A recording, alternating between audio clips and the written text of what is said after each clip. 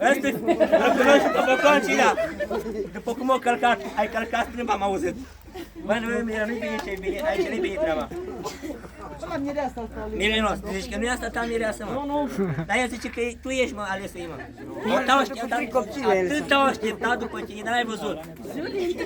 Zia, nu mai poate, atât au obosit așteptarea asta, nu că s-o cocoșcat. Deci zici că nu e a ta. Dar de ce, mă, cum nu e a ta? Nu bate să ne obrește spate. Dar ce nu-ți place la ea? Că e cocoșată?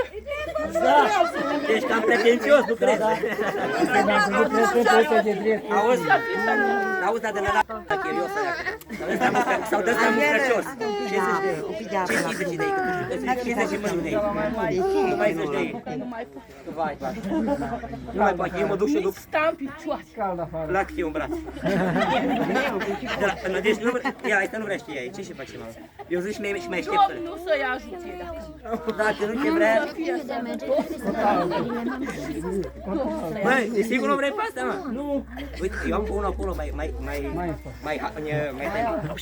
cu mustață, nu se trapă ala. Vine-l coaciurea cât tu. Hai să mergem să mai așteptăm, poate găsim altul. Hai să vedem, poate găsim. Singură ghiesmă, săraca, mă.